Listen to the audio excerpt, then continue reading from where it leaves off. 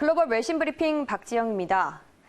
필리핀과 인도에서도 첫 번째 확진자가 발생하는 등 신종 코로나 바이러스 감염 여파가 점점 더 커져가고 있는데요.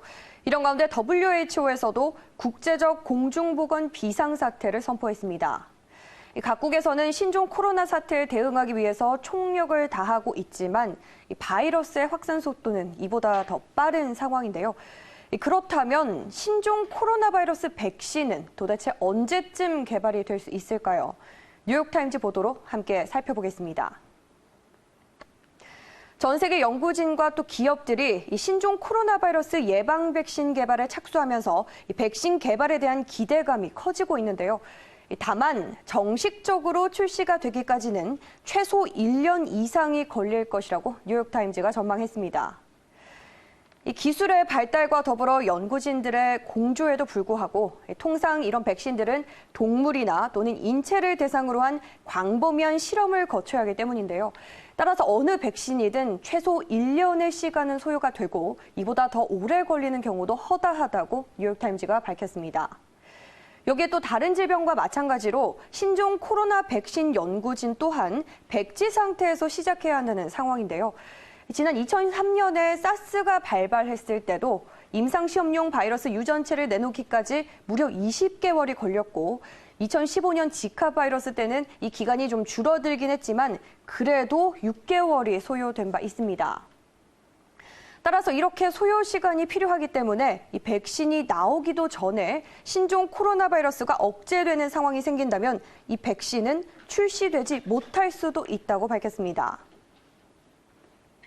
이런 가운데 각국에서는 중국 우한에 체류하는 자국민들을 대피시키기 위해서 줄줄이 나서고 있는데요. 미국과 일본에 이어서 이번엔 싱가포르 정부도 자국민 92명을 수송했다고 밝혔습니다. 보도 통해서 확인해 보시죠. 싱가포르 정부가 봉쇄령이 내려진 중국 후베이성 우한에 체류 중이었던 자국민 92명을 특별기편으로 데리고 들어왔다고 밝혔는데요. 싱가포르 외교장관은 페이스북에 싱가포르 국민 92명이 무사히 싱가포르 창의공항에 도착했다고 밝히면서 자국민을 데리고 올 수 있도록 해준 왕이 중국 외교부장에게 사의를 표했다고 밝혔습니다. 이날 귀국한 싱가포르인들은 창의고장에 도착하자마자 의료진으로부터 검사를 받은 뒤에 발열이나 호흡기 증상을 가진 사람은 추가적인 검사를 위해서 지정 병원으로 옮겨질 것이라고도 덧붙였는데요.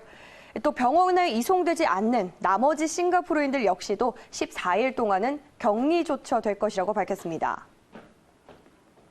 다음 소식입니다. 영국을 제외한 유럽연합 회원국들이 영국의 유럽연합 탈퇴 협정을 최종 승인했습니다.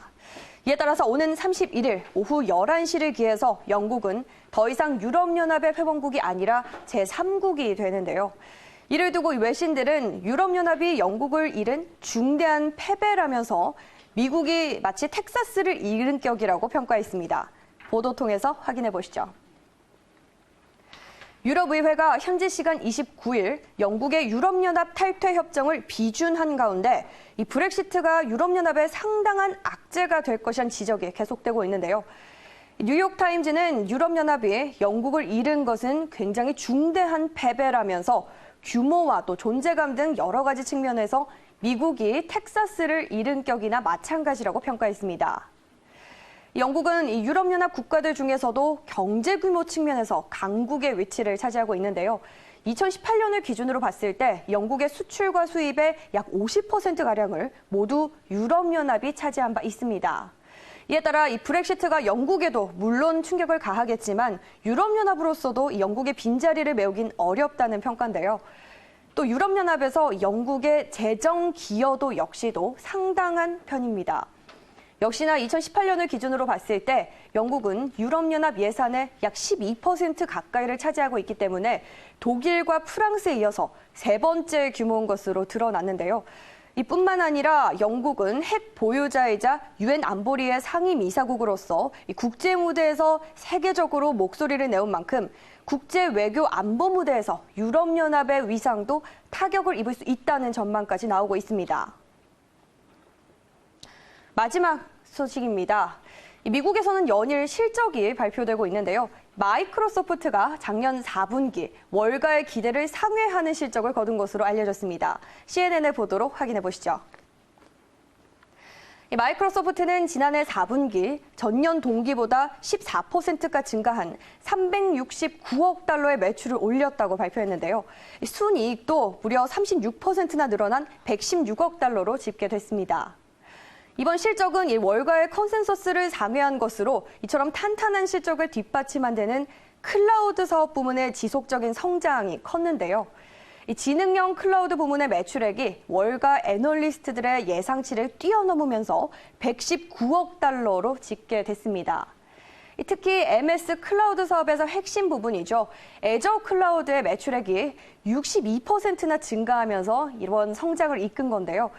이에 대해서 IT 조사 업체죠. 누클리어스 리서치의 한 애널리스트는 마이크로소프트가 이 클라우드 서비스 제공과 AI 그리고 머신러닝 등을 종합적으로 결합할 수 있는 몇 안 되는 회사라고 높이 평가했습니다.